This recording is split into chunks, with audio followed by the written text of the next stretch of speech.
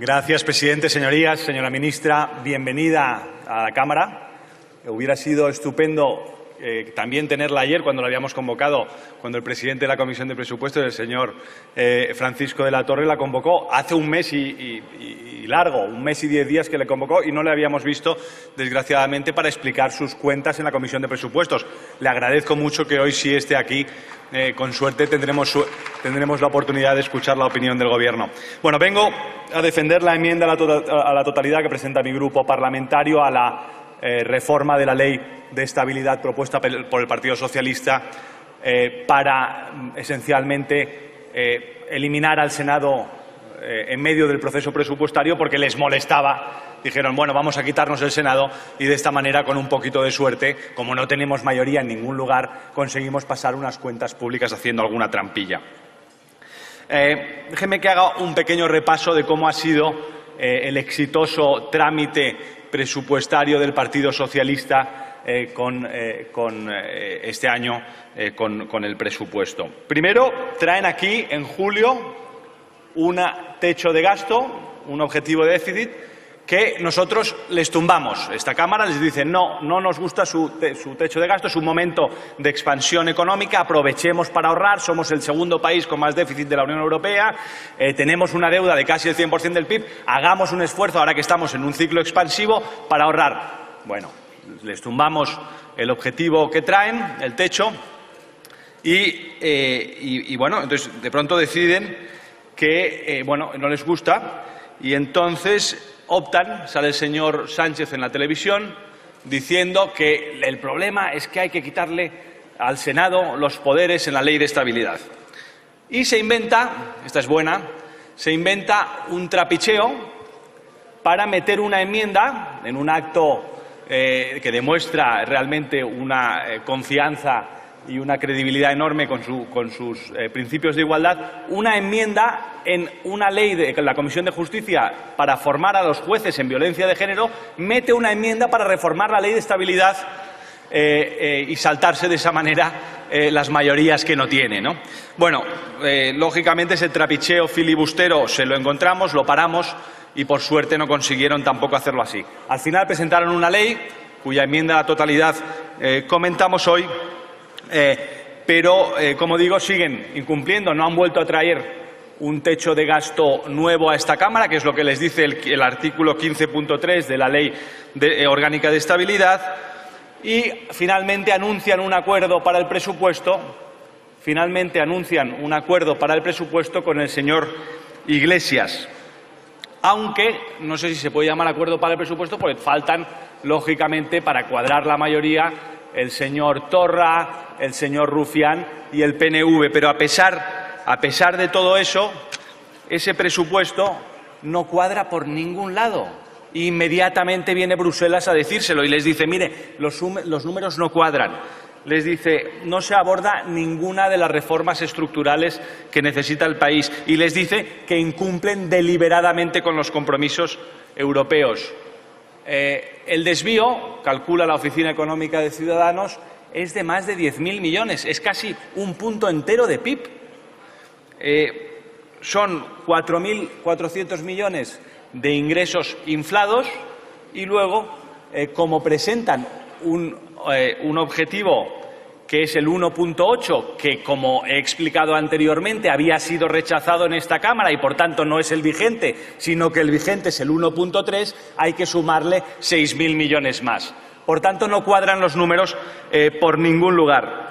Pero sí incluyen, como es lógico, para llegar a un acuerdo con Podemos, incluyen hasta 7 subidas de impuestos, una subida a las transacciones financieras, la creación del impuesto de transacciones financieras, impuesto de sociedades, el impuesto a servicios digitales, subida del IRPF, subida del diésel, subida del impuesto de patrimonio y subida, como no, de las cotizaciones sociales.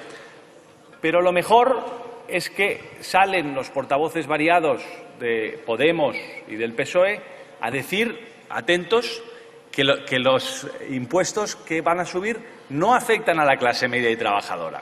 Entonces, nosotros miramos cuando nos dan algún número, porque ellos hacen un poco los números así a ojo, Cuando vemos que publican algún número, vemos que los presupuestos, de hecho, afectan a más de 15 millones de personas en España, señores de Podemos y señores del Partido Socialista. No sé qué es para ustedes la clase media y trabajadora, realmente. Bueno, entre esas subidas está, lógicamente, la subida del SMI de un 22%, que va acompañada de una subida de cotizaciones sociales de un 22%, y, por tanto, a 1,7 millones de autónomos les querían ustedes subir la cuota que pagan para que pasaran a pagar 420 euros más al año en su cuota. Y, además de eso, como digo, a 14 millones de personas les suben el impuesto al diésel para que cada vez que pongan gasolina tengan que pagar 5 euros más por el depósito. Y luego, es que además es la única política que han conseguido ustedes, la subida del 22% del SMI. Pero es que después ha salido la AIREF, ha salido el Banco de España, ha salido también el BBV, y cada uno de ellos, de media, dice que la subida del SMI va a tener exactamente el efecto contrario que ustedes decían que iba a tener. Es decir, va a destruir 80.000 empleos, probablemente, en vez de crear empleo. Sus políticas sociales son exactamente esto: populismo y aire para cambiar las cosas. Bueno, el otro efecto colateral, como digo, de la subida del SMI es la subida del 22% de las cotizaciones, la subida del diésel, y luego mandan finalmente el presupuesto a Bruselas, el DBP famoso, y se van cayendo algunas de las políticas que habían prometido, especialmente aquellas que sí tenían algún interés, como la extensión de la cobertura de 0,3 en las escuelas, como la financiación de la ciencia. De pronto desaparecen, le dicen una cosa a Podemos y luego van a Bruselas y dicen la contraria. Y además le mandan a Bruselas una cuestión increíble, un objetivo de déficit que no ha sido aprobado en esta Cámara, señores del PSOE. Bueno, la carta de Bruselas es inmediata. El segundo bofetón que le da Bruselas al presupuesto Sánchez-Iglesias es total, es probablemente la más rigurosa que hemos tenido en los últimos años, y dice literalmente que estos presupuestos ponen en riesgo la estabilidad y la credibilidad de la economía española. Bruselas dice tres cosas que coinciden exactamente con lo que nosotros advertimos un mes antes desde la Oficina Económica. No se creen los ingresos que prometen. Los impuestos que crean no van a recaudar ni la mitad, dice Bruselas, ni la mitad, ni un 50% de lo que dice que van a recaudar. Y además tienen que crearlos, lógicamente no existen. Dicen que no se creen que ustedes van a gastar lo que dicen, creen que va a gastar muchísimo más de lo que han dicho en el DBP. Y dicen que el desvío respecto a los objetivos marcados de corto y medio plazo es enorme, que ustedes van a llevar a un déficit del 2,1 en vez de al déficit del 1,3, que es el que toca. En resumen, no hay nada menos progresista, señores del PSOE y de Podemos, que ser irresponsable con las cuentas públicas. Si no cuadras los números y no haces los esfuerzos cuando toca, entonces acabas pagando más por intereses de la deuda, porque pierdes la confianza y te acabas gastando el dinero de los hospitales y de la educación en tipos de interés más altos de la deuda. Bueno, yo creo que estas simplemente son las consecuencias de un gobierno que ha decidido entregarle las llaves y hacer ministro de Hacienda y de Economía plenipotenciario al señor Iglesias. Pues esas son las consecuencias de eso. Como digo, estamos en un momento delicado. Todos los indicadores dicen que estamos en un momento de desaceleración. Esta mañana salía la OCDE, también el FMI. Están bajando las previsiones de crecimiento. El entorno internacional es muy delicado.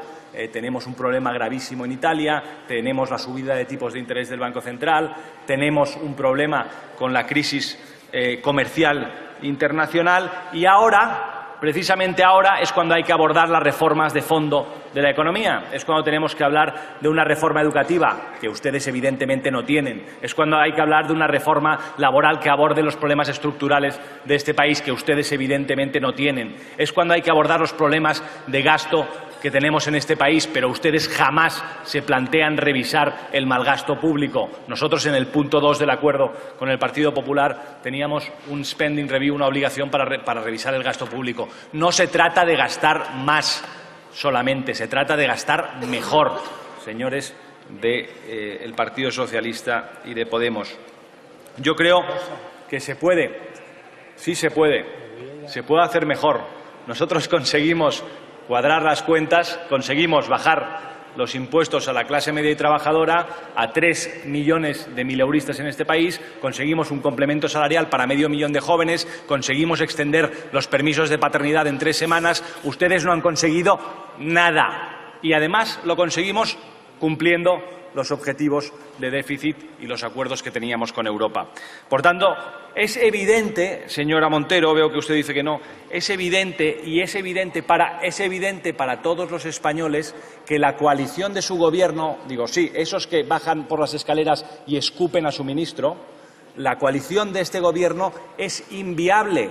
No beneficia a nadie y es que además sus socios, su único interés es exactamente el contrario al de todos los españoles. Lo que pasa es que ustedes no lo quieren admitir porque el señor Sánchez quiere seguir dando paseitos con su avioncito en el Gobierno. Entonces, acepten ustedes que tienen una coalición inviable y que no beneficia al conjunto de los españoles. No vamos a tener un presupuesto porque ustedes son incapaces de asumir que lo que hay que hacer es convocar elecciones, señores del Partido Socialista. Respecto a la enmienda, y con esto termino, nosotros hemos presentado una enmienda para proponer una reforma de la Ley de Estabilidad y aumentar a 3/5 para que pueda levantarse el veto en esta Cámara. Por tanto, algo más de flexibilidad y, evidentemente, estamos en contra de dilapidar la Ley de Estabilidad Presupuestaria, que es lo que propone el Partido Socialista. Muchas gracias. Muchas gracias, señor Roldán.